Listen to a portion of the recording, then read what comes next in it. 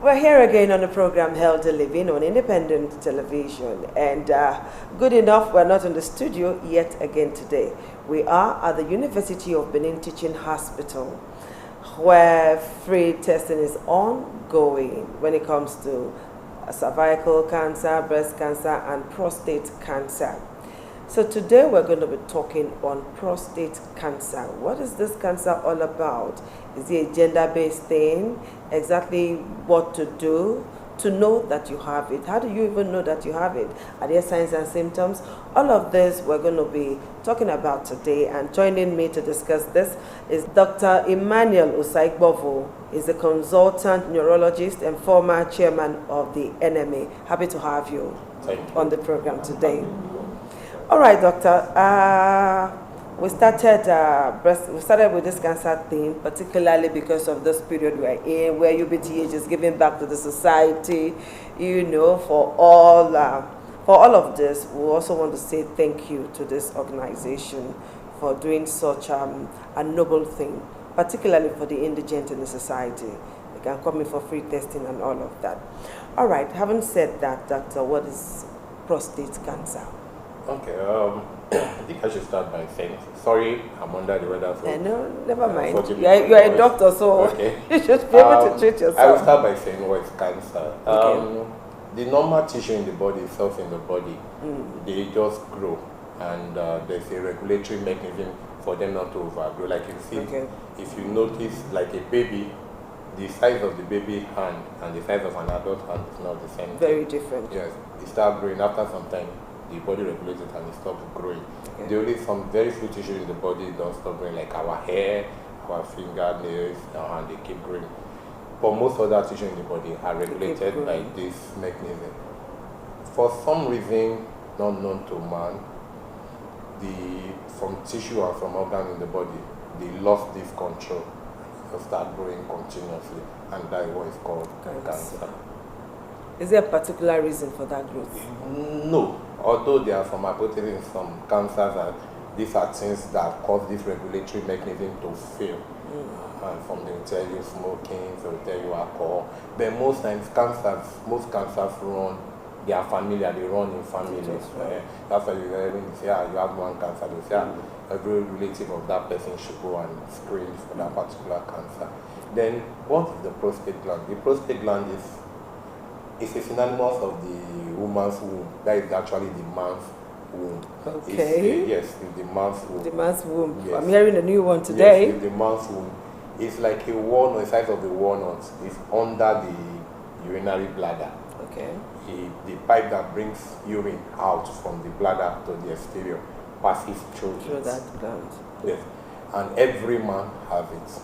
It's not found in women. Every man have prostate gland. So prostate cancer is a gender thing. It's a gender thing. So a woman cannot have it. prostate gland cancer, just like a man cannot have cervical cancer that they are screening for. Yeah. So every man has it. It's part of the thing that makes you a man. But when the man is now 40 years and above, the prostate starts growing big. On its own. Start increasing in size. No, nothing triggers it. Nothing triggers it. Start growing. But it doesn't mean that it's cancer. Just age. Start growing big, and can cause to block that tube that passes through it. That's why you see some people, they will not have difficulty urinating. So what I'm trying to say is that one, you have difficulty urinating doesn't mean you have prostate cancer. Okay. It can just be that the normal growth that the prostate have grown. Can something be done about that? Yes. We can give drug. Sometimes we can even do operation for that, and the patient will be okay for life. Okay. But for some few people, cancer can start growing in the prostate and be growing big and big and big, and can cause a pipe to block, can cause other things that cancer causes and can kill the patient. But to start with, when there is cancer in the prostate, I think every other cancer in the body does not give you symptoms at all. No symptoms. No, it will just be there. By the time the cancer starts giving you symptoms, it's already getting advanced. And the most regular symptom that a patient will get is that you start noticing you have difficulty urinating. When you get to where you want to urinate, you wait for some time before the urine starts coming out. And when it comes out, it doesn't just flow with good stream. The caliber of stream is reducing. Some people, when it flows, it stops, it starts again, stuff like that. Then they find themselves that they wake up several times at night to go and urinate. Even when you urinate, you feel as if you are urinating, they still feel as if there's urine inside that will not come out. Then some people will see blood in their urine when they urinate. Then when it's getting more advanced, the person starts noticing that it's losing weight. Start having bone pain, especially waist pain. Then those are times that it's not getting advanced, and at that time it's more difficult to treat. Like as you know, when any cancer, when it's advanced, most times it's palliative treatment we give. When we say palliative treatment, we mean treatment to make the patient comfortable until the cancer kills the patient. That's what palliation means. But when you catch early, you can treat better. But as I said earlier, we don't know what makes this cancer come from. But most times there's risk factors that determine that this person will have likely to have cancer. For prostate cancer, the very first one is you are a man, because prostate gland is a man thing. Only man. Okay. So when you are a male of the male gender, that's a risk factor. That's a risk factor. Then if you have the black race, black race is, you can almost call it a black man disease. It's most common in blacks, and as you know, the West African sub-region have the highest concentration of black men in the world. So it's our disease. It's very common among us. Then apart from the race is your age. So age plays a major role. Very big role. As I said, after 40 years, prostate surgery, so usually prostate cancer is found after the age of 50, except in a very few people.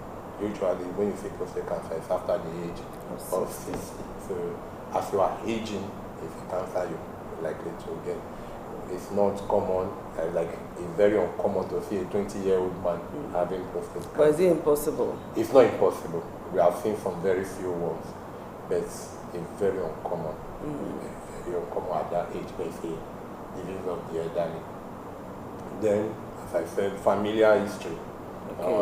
If somebody's father has come down with prostate cancer, the tendency for the son to come down with prostate cancer is 4 times the normal population. So that's why most times when we want to say people should screen for prostate cancer, we say normal population at from 50 years start doing your prostate specific antigen every year.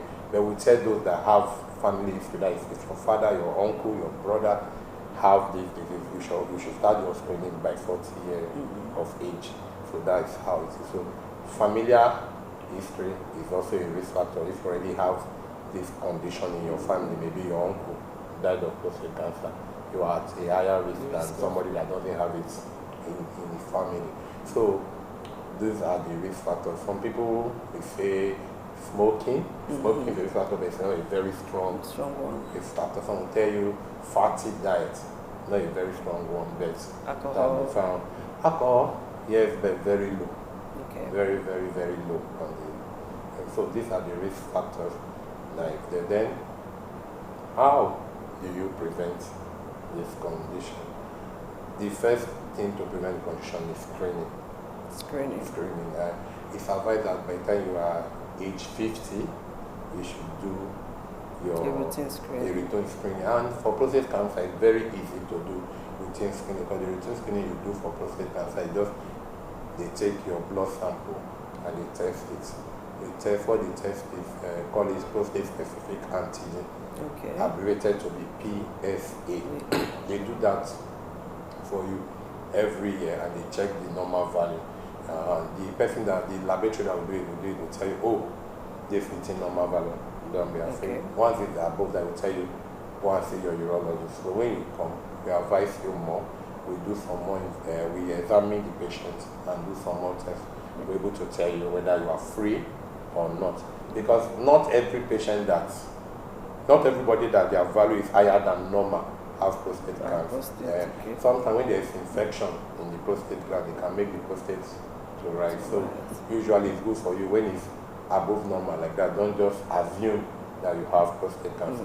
See the urologist who will look at everything and tell you that it is. And if most times, can't even the doctor cannot just tell you outright and say yes, you have cancer. You must have to do more investigation for you to confirm whether there is or not. Dr. Emmanuel, I'm particularly worried about this asymptomatic thing. Very worried, because most persons, from the little research I did, most persons that come down with this prostate cancer usually present late because they do not know. And you and I know that in this part of the world, particularly in this our country, people don't like going to the hospital. So what are the early signs, again, a man should look out for? You know, when you say no signs, no symptoms, somebody will just wake up one morning and discover that, oh, yeah, the person is at stage 4. So what are those early signs we should look at for, and how many stages does this thing get to before you say, okay? Like all cancers, it's stage 1 to stage 4. To 4. Yeah. For prostate cancer, most times we now divide it into 2 stages. Like stage 1 and 2 will be in one stage, 3 and 4 in another. We call it early and late. For the early one, it's the one that the cancer is still within the prostate gland.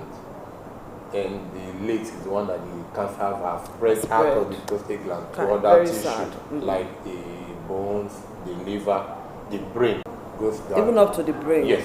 I have patients that the first time they presented with prostate cancer is that they had headache, complaining of headache, their eyes will start popping out. And of course, those patients will not present to the urologist, they will present to the ophthalmologist, like the eye doctor. The eye doctor. The doctor see and say, this looks funny. They will now do, they call what we call CT scan, a scan of the head. They will now find out that there's a cancer in the brain. They will now send from the eye doctor to the brain doctor. The brain doctor will now take a tissue from the brain, send to the lab, and find out that that cancer is not primarily from the brain, it's coming from the prostate. At that time, they will not send to us.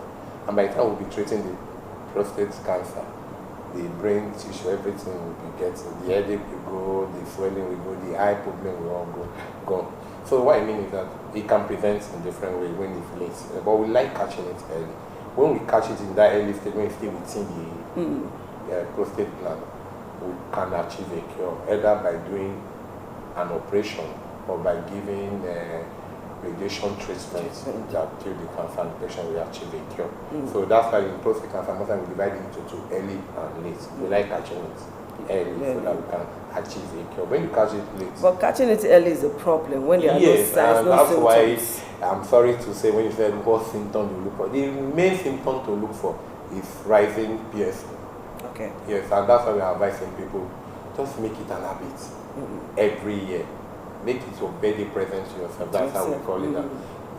PSA should be your birthday present to yourself. If you can't remember anything on your birthday, just say, oh, today's my birthday. Oh, I need to do PSA. So after all the celebration, either that day or the next, you just go to a lab. They do your PSA for you. Will tell you what they You know, I was discussing with somebody, and the person said that, okay, a cousin of mine was just, and I said, have you done this? He said, no, I don't want to know the problem that I have. Some person don't want to do any screening, any laboratory test, because they're even afraid of the result that will come out from it. But as I always say, I use this slogan, cancer is like the law. Ignorance is not... It's not an excuse. No. The law. That you don't know does not make the cancer go away. Does not make the cancer stop growing. So if you don't want to know, you are doing yourself a disservice. It's better to know. You take care of it when you can. That is the truth about cancer. So what's the fertility rate like? If you catch it early, the prognosis is very good because you achieve a cure. It's curable if you catch early. If you catch it early, you cure it. And it does not disturb any other parts of the body? Yes, because it has not spread. So you just remove the whole disease and straight away, if I may use that word. So the patient is free from the cancer. So the patient will not die. So that one, fatality is almost like 0. Okay. When you catch it late, the good news about catching it late for prostate cancer different from other cancers. You can do something that will make the patient feel much better. And if the patient follow the advice of the doctor, will live as long as it can. That is the difference between prostate cancer and other cancer. It gives you a second chance at life. It's not the cancer that they will say, oh, you are late, we can't do anything about it. For prostate cancer, we still do a lot, and the patients still have good quality of life. Okay, what about, does it disturb fertility? Usually no. As I said, the prostate cancer is the man's womb, but usually don't disturb fertility. Someone that has cancer can still have babies. Because most of the spermatozoa is produced in the testes, but the food the spermatozoa will eat and how it will nourish comes from the prostate. Like this PSA that we used to test for prostate cancer. It's not a disease on its own. God put it there for a function. The function of this PSA is to liquidify semen. When semen comes out of the man's body, it's usually thick. If you leave it on the ground, it becomes watery. It's the PSA that makes it become watery. Why God did like that? So that the spermatozoa inside the semen can swim and fertilize the egg. So the PSA have a very good function that it does. But because it's produced by the prostate, when the prostate is diseased, it produces more. So we now use that as a testing tool. The PSA is not a disease on its own. So, but it does not affect fertility. But as I said initially, it's a disease of the elderly. So most at that time, fertility is no longer needed. That's for some persons. Okay, yes, for some persons.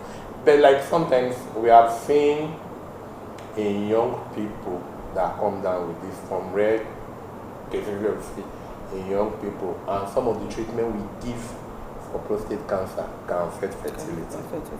The treatment we give for prostate cancer can actually affect fertility. So what is such a one supposed to do? If the person is still going to have children, we make use of sperm bank. Before we start the treatment, the patient will produce semen and keep the bank that we can use for childbearing later. For how long can that semen be kept? It can keep as long as, depend on the sperm bank facility. Some facility can stay up to 10 years, depending on how the facility can go. Yes. So what's treatment like? For prostate cancer? Then something else I should say, I hope prostate cancer is one of the cancer in the body that is very slow growing. Very slow growing.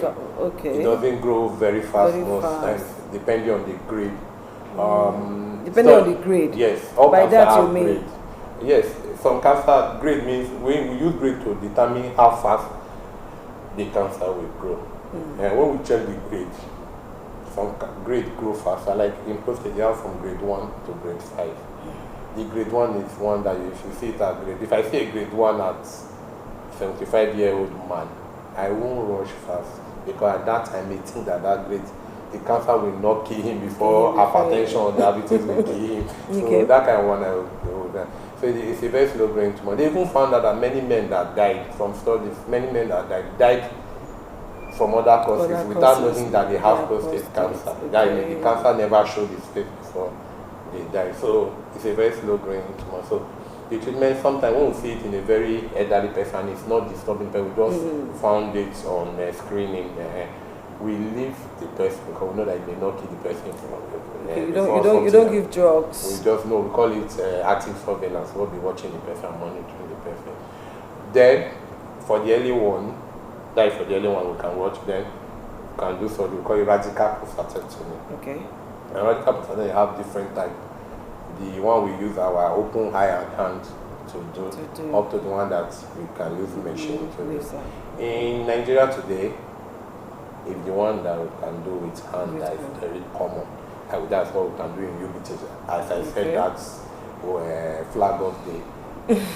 By June this year, we are planning to have the one that we can do with machine. And if we have that one, we will become the second hospital in Nigeria. Wow. So we're doing that after Regency.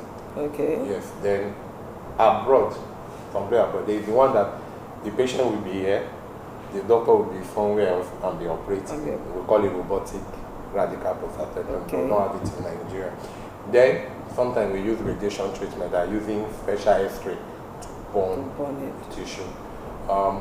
There's one we call brachytherapy. This hospital too is making efforts that before the end of the year, We already have the building. They are doing it for cervical cancer. Yeah. Just to provide the things that will make it feasible for prostate cancer.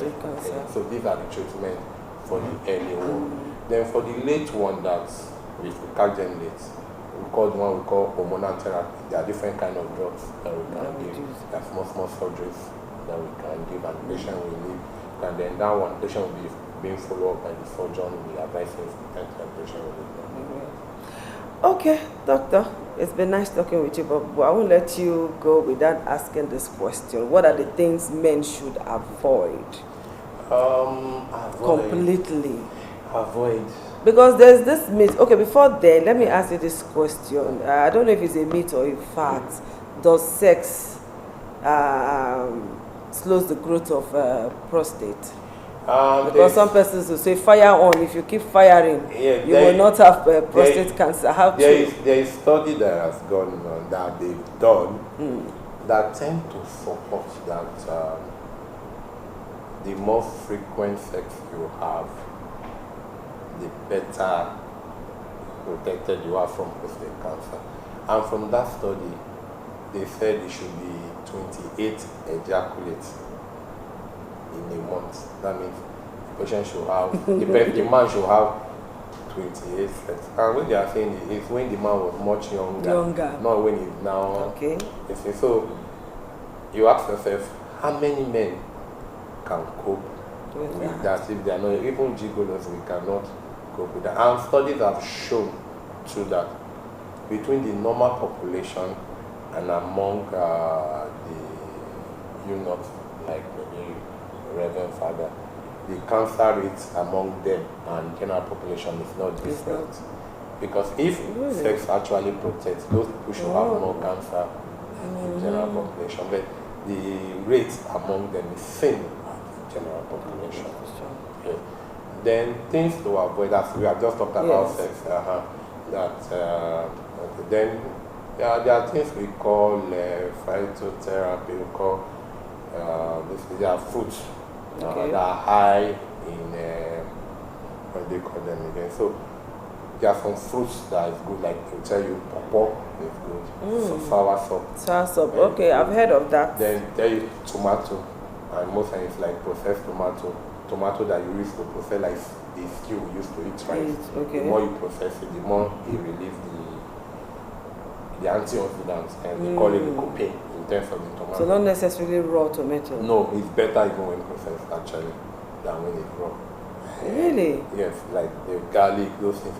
But as I said again, they are better if you started early in your life, and that's when they are more effective in preventing than when you are 9 or 15 years old before you start taking the success. You want to start when you are early. So those are the things. But usually it's good to live an healthy lifestyle. You try to prevent every illness in the body. Healthy lifestyle, exercise more, drink moderately, eat moderately. Oh, you advise drinking even? Like a urologist, we hardly say don't drink. Okay. Why? Because a little alcohol is good for our kidneys. It helps the kidney to function more. So just a little. A little alcohol. So most times you won't hear urologists say don't drink alcohol. Even if you don't drink, we can't tell them. If a little alcohol helps. So just that way they say it's good for the heart too. But as they say, when you say drink in moderation, people take moderation in different modes. I remember a commissioner in this state, which one day I saw him drinking red wine almost like 3 bottles. I said, what are you doing? And he said his physician told him that beer is not good. It's red wine that is good. And I said, it's a glass of red wine a day, not 3 bottles. You are still on the same street. You are even deeper into this. So what I mean that people must know what moderation. Know where to draw the line. Yes. Okay. All right, Dr. Emmanuel Saipafo, this is where I say thank you for allowing me to take your time. Thank you so much. All right, people, this is all we're going to do today on the program, Healthy Living. And I must tell you that it's been quite exciting. We'll see you again next week. Bye-bye.